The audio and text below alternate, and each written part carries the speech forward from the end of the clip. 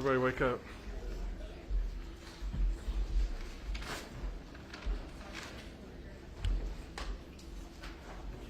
Hey, I'm sorry, y'all wrong. Sorry.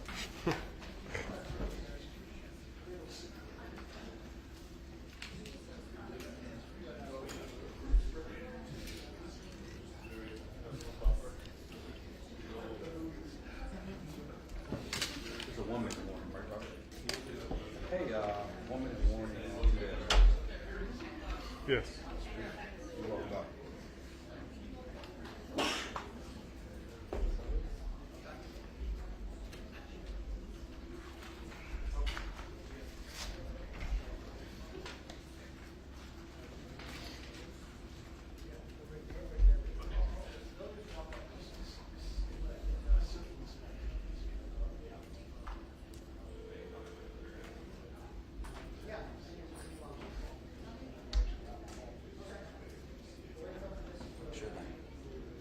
Hey guys, promise a 2 minute warning. It's going to be a 1 minute warning. So we'll start with Mark Strand and then Leader McCarthy, Congressman Jim Jordan, and Congressman Dan Bishop. Doug Collins is no longer joining us. I believe he may be stuck in traffic. We've got some other folks who are going to come up, so a minute, minute and a half to your warning. For real this time. Yes, thank you. That was practice. I needed a. You just need to rehearse.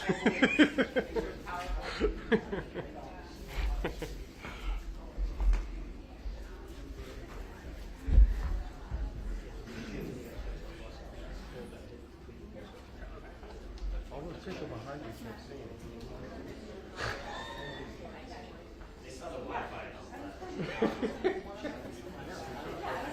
Did you take a picture of it? Did you send it to your desk?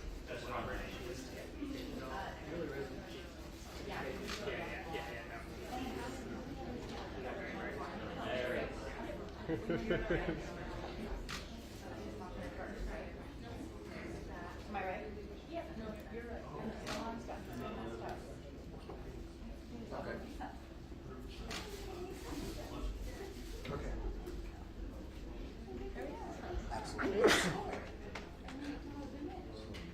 Every time you go. Yeah, we will. Okay. You just gotta. No, it's just It shakes. You have to shake the whole thing. Bye-bye.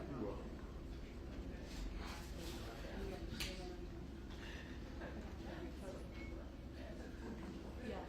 She'll be.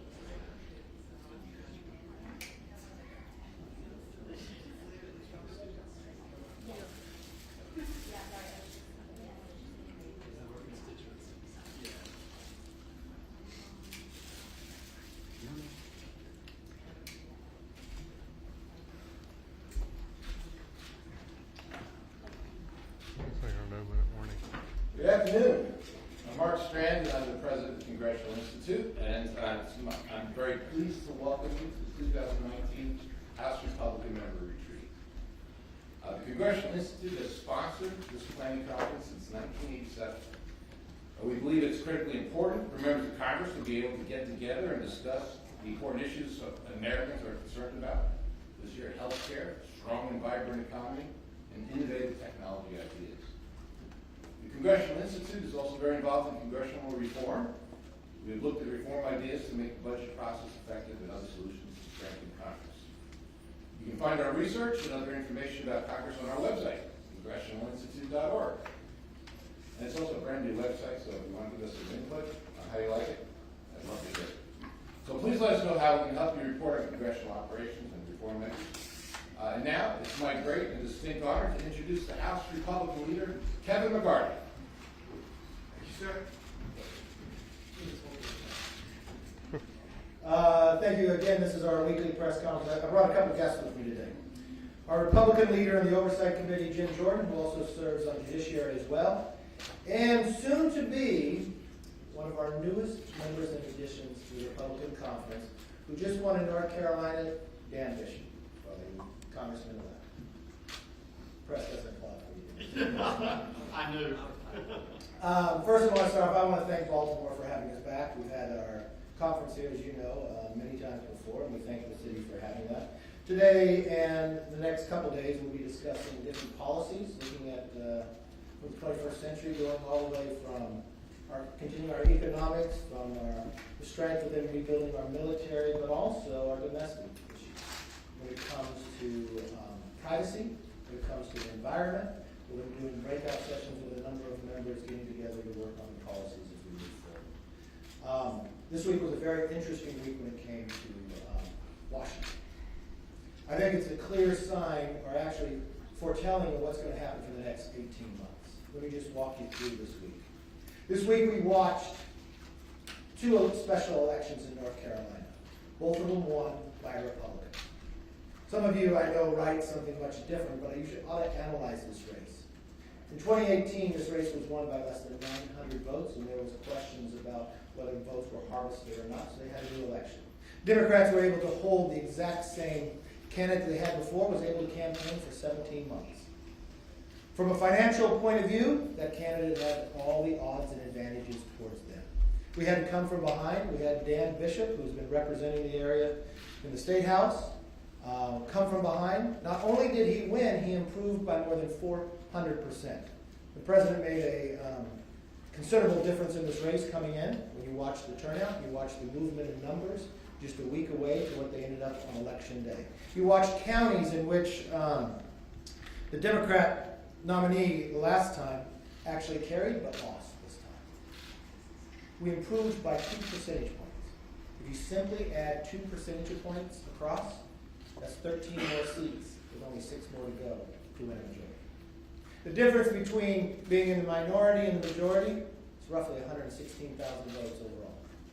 So I think it's really foretelling what's happening. Then let's look at what's happening inside Congress themselves.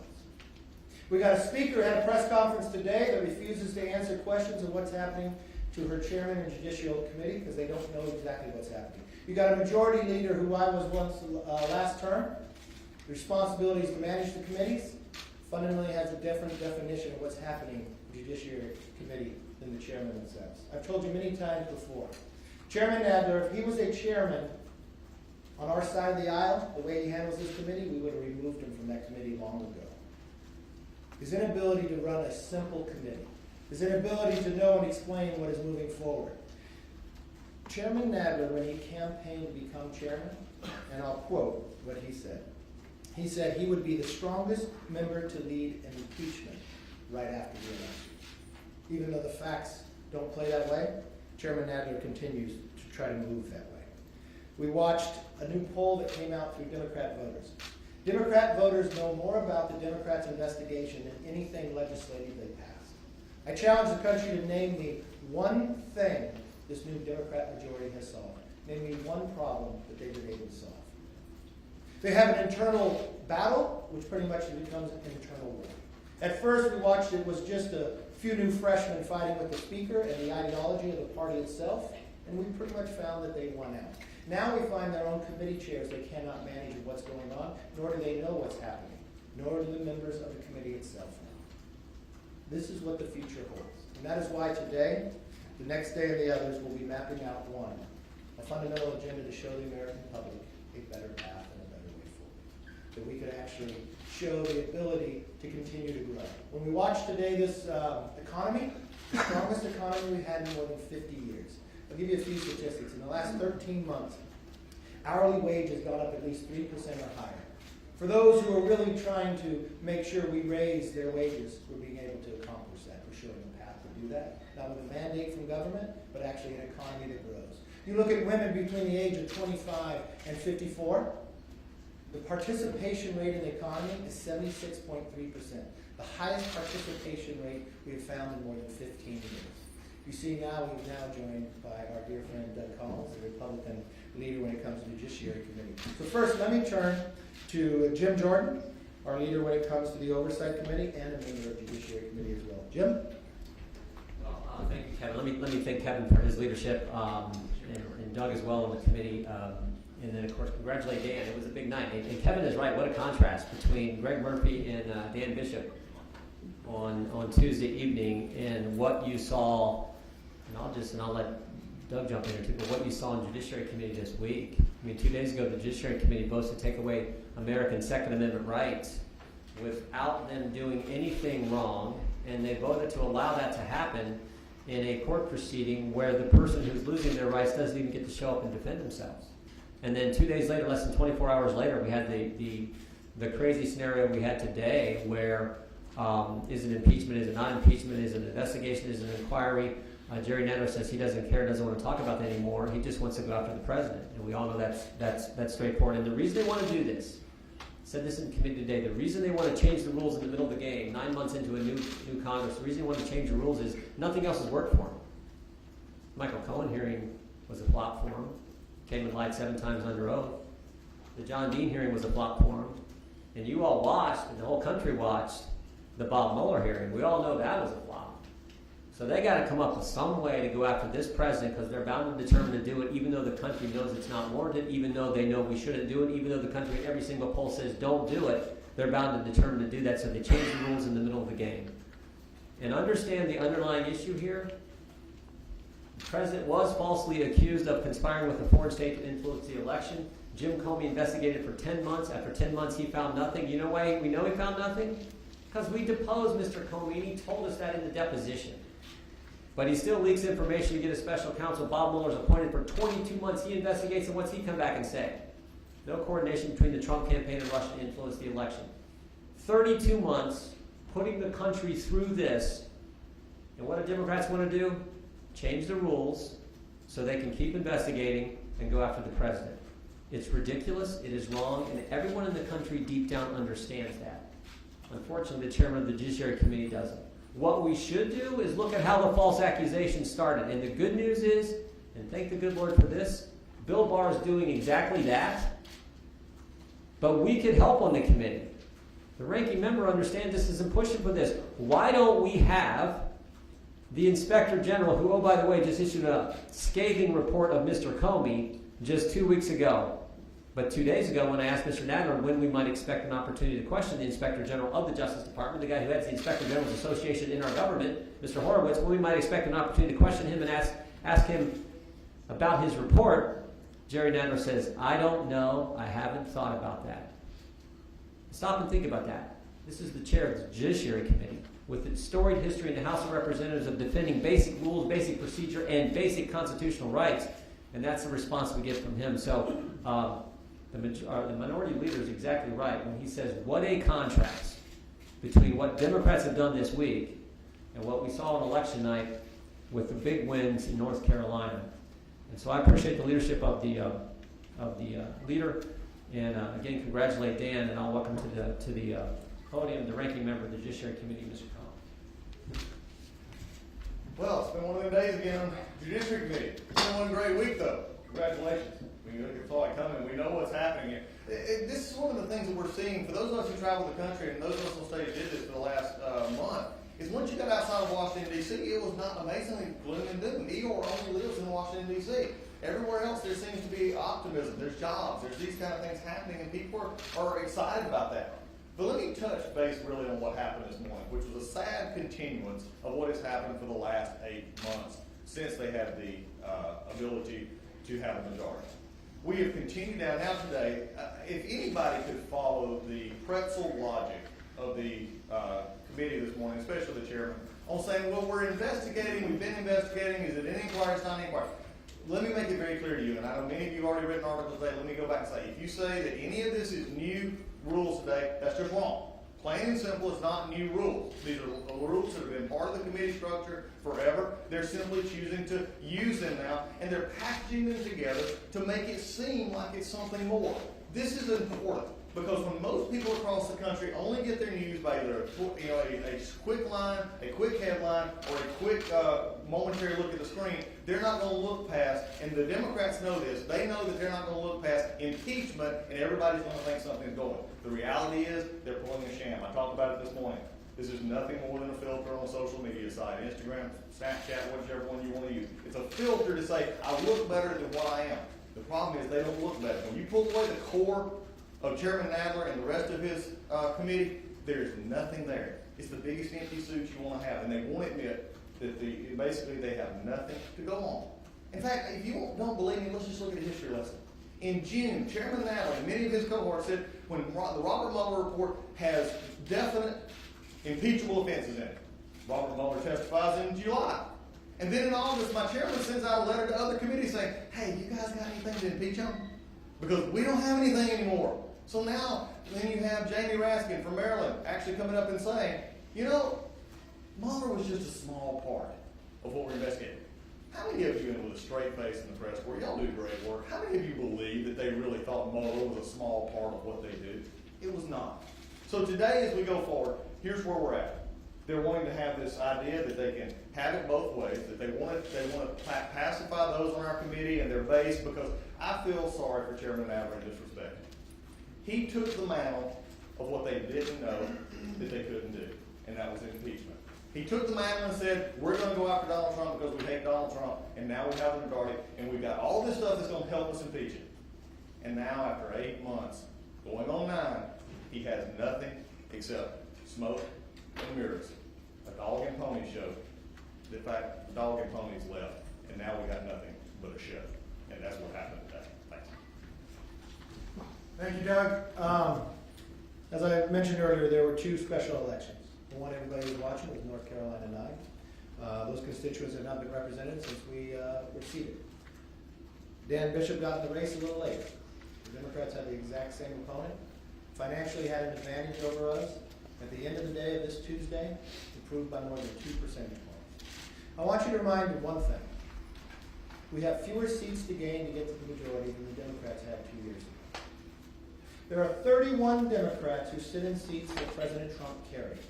13 of them by more than 6 points. There's one thing I would be concerned about, if I was a Democrat. The management of the floor today. Tell me, how's a Democrat going to go back and ask for a re-election on what they achieved? All they achieved are investigations that have gone nowhere. They found out that there were lies. They watched a party move where Speaker Pelosi at one time was furthest to the left, and now she's considered a moderate in her own new Socialist Democratic Party. She has the title, but no longer the power of how to manage a floor. She has committee chairmen. She can't even understand what they're doing in committee, especially when it comes to Chairman Nadler. The majority leader doesn't even know what the committee is doing in his own press conference a few days before. But one thing we do know, Democrats spent millions of dollars in the belief that they could win an election. When you watched who turned out in this election, it just weren't Republicans voting for Dan Bishop. There were a lot of Democrats who did not like what they saw inside Congress and gave a vote to Dan Bishop. That's how it was 2% higher. A 400% increase in the turnout of their final election vote to the new member for Congressman-elect Dan Bishop. Yeah, I can get used to that. I'm not at all surprised. We have press in North Carolina as well. I'm delighted to be here, and it's interesting to hear the content of your report, because the contrast that I offered voters in North Carolina 9 is exactly the contrast that's being described by these members of Congress today. You had, on the one hand, a vision of America with a booming economy and more jobs and border security and lower taxes and continuation of American exceptionalism. And on the other hand, what I heard more than anything else from voters as I passed through the district, and we have a lot of Democrats in our district, and I heard it from a lot of Democrats, is that what the Socialist Democratic Party is articulating not only stuns them, it frightens them. Not only on the subject of this being consumed with the idea of destroying this president, but also, which we're hearing more detail about today, but also their policy proposals, which are outlandish, and the people of the 9th District, So, and Mr. Leader, I think the point that makes clearest the situation we were in electorally, in addition to the fact that my opponent was running for 28 months and was the beneficiary of $16-17 million of expenditures from the farthest left sources in America, outside the district, outside the state.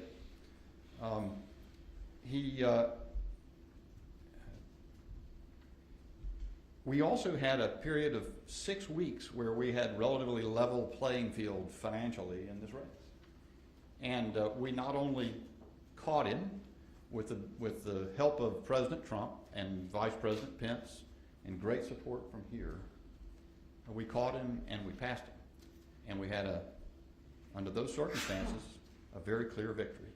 And so I'm delighted to be here to meet. You know, I will also say, about 85% of the members of this conference financially supported our campaign. The help from here and the alignment, the various parts of the conservative movement that worked together, worked in the same direction in this campaign, was a marvelous thing to behold, and the result was one that I think ought to resound across the country. Thanks very much. All right, let's open up for some questions. Yes, sir. Hi, Peter Summer with Capital Intel, BBN. My question is, we have both the judiciary and oversight. We have 50 states looking at antitrust investigations, Google, Facebook, big tech. Seems to be a bipartisan issue. What do you see happening in the next few months against these antitrust issues, both on the oversight and judiciary? Now, we're probably see them back in Congress under subpoena.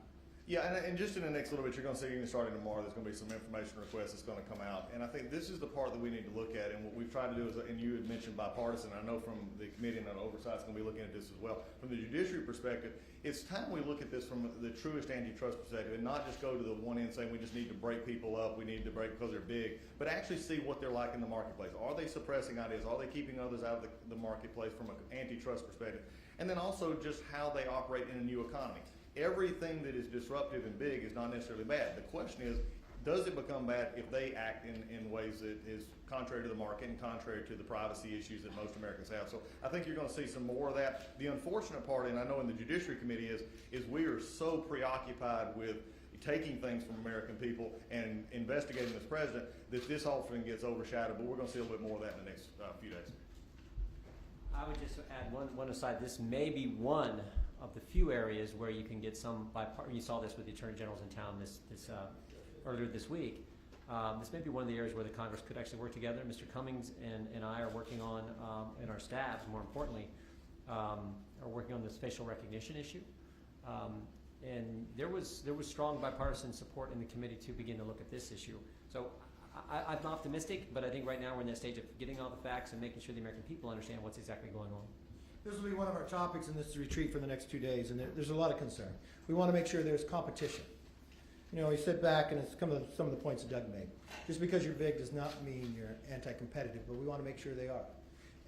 Should Amazon ever been able to create, why wasn't Sears become an Amazon? They had the catalogs, they had the stores and everything else.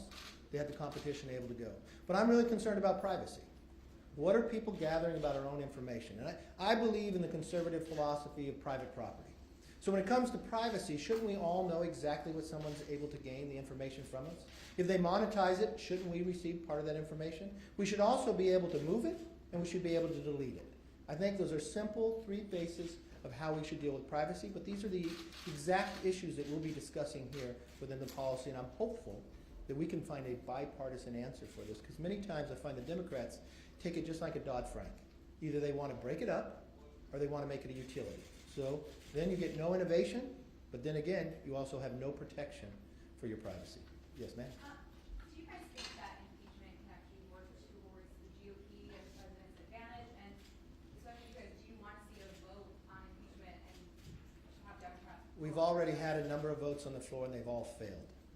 Nobody would want to see impeachment for a personal political gain outside of Chairman Nadler and a few of him on his committee. This is not something to play with. America is too important to play a political game like this. And I think the American public expect us to go to Congress. We've got a lot of problems to solve, and we should work on them. But the entire time, and the whole reason why Nadler ran for this position is because he said he would be the very best in impeachment. There's no reason to move forward with it. The American public does not want it. The only person that tries to continue to drive it is the chairman. Even if you talk to their own leadership, they don't know what he's doing. I again raise the point. If you watch the way he handles a committee, from the most basic committee, if he was a chairman within the Republican conference, we would have removed him simply by his inability to how to move a committee in a proper way. Yes, sir. Leader McCarthy, in discussions with the White House, what specifics, if any, support related to gun control legislation? There's a number of issues that he has talked about. The number one thing he wants to find is there a way we can solve that these devastating actions that take place never happen again? And you know, the president has acted before. I traveled with the president when we flew out what took place in Las Vegas. My community itself lost more lives in Las Vegas than the entire state of Nevada. And what we found was a bump stock. A bump stock that was approved from administration before him during the Obama administration. And this president acted. We no longer have a bump stock. We watched when the other shooting in Texas at a church, that an individual was able to have a weapon, and they never should have, simply because the NIC, the National Instant Criminal Background Check, should have picked up on it. But you know what? Our own military failed, and the way he abused his wife, he never should have got it. So we passed legislation that modernized it. So what the president is doing is gathering all the information. He had a number of us down to the White House. I know he did a call yesterday with bipartisan senators. He is gathering that information, and he told me he will come back with finding the ways to find a solution. He knows there's a problem, and he wants to solve it. A follow-up, has he given you an indication on where he stands related to background checks? He said things that are nebulous on it. He wants to make sure whatever we do solves the problem. So he's gathering all the information, which you should do at the very beginning. The Attorney General was in the meeting as well, looking at ways, how do we make sure that this never happens again? How do we protect law-abiding citizens on their rights as well? And that's what he's doing, and he'll come forward with where he's going. I know there's a number of things that he's looking at. Yes, ma'am. Have he given you a timeline, sir? I think it'll be very shortly. Mr. McCarthy, the president coming here tonight, his comment on the city of Baltimore and Congressman Kevin's district in particular, specifically calling it disgusting and a rat road and disgusting mess. Are those comments appropriate? Do you think the president needs to clarify or apologize for them in any way tonight during his remarks? Look, I think the president made a very good case here of why many major cities have challenges. If you want to take the president's comments, you can go to the former mayor of Baltimore. You can go to what Congressman Cummings had said before about his own community as well. These are challenges we want to see a change to, and this is something the president has been working on. When you look at the opportunity zones that were passed inside our tax bill, this is a clear contrast on either government trying to solve a problem for 20 years and have not do it, this war on poverty, are really transforming communities, and we're finding that's happening faster, better investment in others. So I think the president made a case. Why do we accept the challenges and ignore them? We should accept them. When I look at California, I look at the homelessness, affordability, the challenges that are happening throughout the cities, that San Francisco is now losing conventions on how they deal with it. That is a direct contrast in our policies. And I think the president coming here symbolizes, yes, he cares about Baltimore. He cares about the people who live in Baltimore, and he does not accept that you have to stay in poverty. He has found from his entire life how to bring people out of poverty, give them a better opportunity, and that's what he's doing in his job as president, and that's why he's coming to Baltimore as well. Sir? Yes, ma'am. Mr. McCarthy, I'm Oscar Detroit TV. We represent, many viewers who are farmers or agriculture-heavy communities. So we wanted to ask if Congress will be discussing any actions to help farmers who are concerned with the ongoing trade discussions with China. I thank you for your question. I just happen to come from the #1 ag community county in the entire nation. So agriculture is important to us. We want to make sure that we have markets that we can sell in. Most importantly, we want to make sure that we have water that we can produce it, and also we want to make sure that we have a regulatory society that we can actually grow and feed not just America but the world, because we know that it's a safer product of going forward. When you sit and talk to the agriculture community, they know what China has done in the past. They're supportive of this president to get a good agreement, one that is fair, that keeps us for the next generation to be able to farm as well. I've watched that, I know this discussion is getting closer. I've watched that we were at a point that we could come to an agreement. It was Xi Jinping who backed away from what he agreed to prior. The president is committed to this. I was just with the president earlier this week with Lighthizer, with Mnuchin and the president, discussing ways that we can actually solve this problem, and that the president's committed to it. And I know when I go out to the farm community, there's no one that supported farmers more than this President Trump. Sir? Yes, ma'am. Oh. Two members of your caucus this evening in Rand Hall are fighting. They're having a pretty explosive fight. Well, one's a member of my caucus, one's in the Senate, yes. Pretty explosive fight on Twitter right now. In regards to what? Warmonger, she's insulting his approval rating. Do you think that this speaks to No, I think it's a difference of opinion when it comes to national defense. And it's simply that. People can have a discussion about policy. That's healthy. The difference is when it comes to the Democratic Party. You've got new freshman members who are now primarying the number 2, the chairman of Ways and Means, the number 4, the chairman of Appropriations, the social justice who believes they have to purify in their party because they want to become social democrats. That's a battle and that's a war, and that's a problem that the Democrats have, not one that the Republicans. The Republicans have never been more united. Don't take my word, take for the members on the stage. Actually, look at the polling itself with this president. No president, not even Ronald Reagan, had as much support within the party as President Trump has. So, no, I don't have any problem with having a debate of ideas and actually disagreeing on ideas. But at the end of the day, they understand that they agree more, that they want tomorrow better than today. Yes?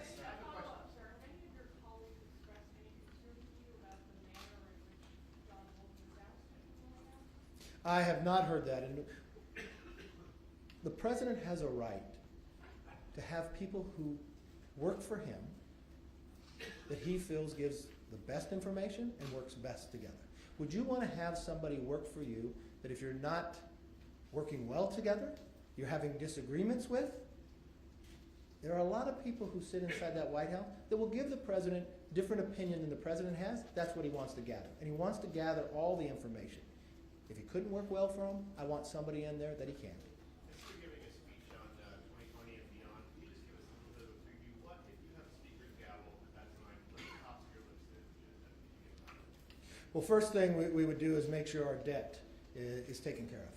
This is continuing to grow. We've got a majority that just has taken over the Democrats. The first thing they did was not pass a budget.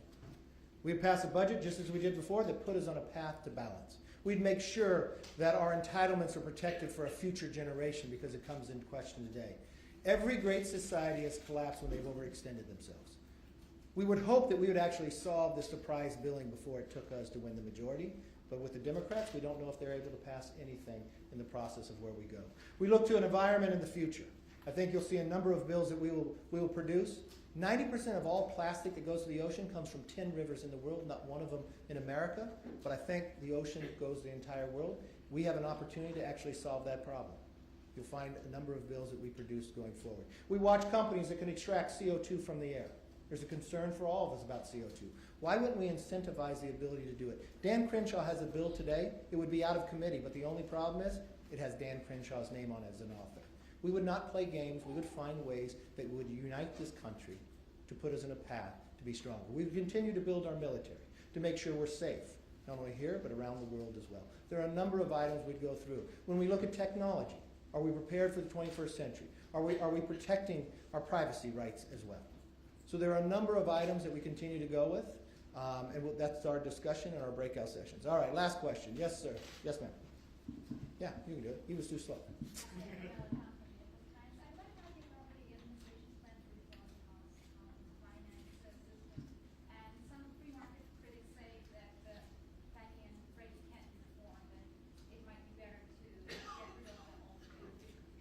I think that the White House and the administration, along with Patrick McHenry and Financial Services, is something that we've been studying for quite some time. We watched at a time where America had to bail them out.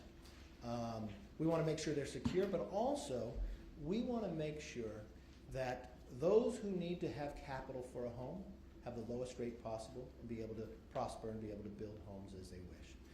This is an area that we want to look. We want to protect the taxpayers at the same time. We want the individuals to have the lowest rate to be able to go. So I think it's not something that you can ignore, but it's not something that you would say that you just can't deal with at all. There are a lot of ideas out there, and that's another issue that we'll be discussing at the retreat as well. I look forward to talking to you throughout the retreat, and I think you'll be at some of our speeches. We'll have the president speaking tonight. Some people might want to watch, I guess, the Democrat convention or debate. Not quite sure what they'll promise tonight. I know they're very supportive of making sure those who are here illegally to have health care outside of Americans themselves. But I think there's a lot of problems that we can solve and work closely together. And I'm excited to have the president here, especially after coming off adding 2 new Republicans that will be sworn in next week. Building on an economy the strongest it's been in 50 years. And the unique part about this economy, It's not an economy that's built for one person. It doesn't matter your gender, your color of age, the color of your skin, or your age. It is helping all. And we want to continue to build on that and make America stronger. So if there's one thing that we should do inside Congress, we should pass the USMCA. If we pass USMCA, at a very minimum, there'd be 180,000 more Americans working. GDP would go up by more than a point. But you know what would be even more important? Is that we would be stronger going into negotiations with China. If you watched last month, our new #1 trader is Mexico. #2 is Canada, surpassing China. This is something that's making America stronger. But I believe it's only one person holding the power of whether that comes up as the Speaker of the House. They are more concerned about tearing this president down instead of building America up. I hope that's debated tonight inside the Democrats as well. Thank you. One more.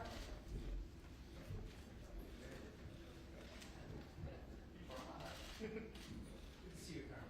Good. Hi, guys. Something all out? Yes, we can. Bring your work here. Good job. Good effort.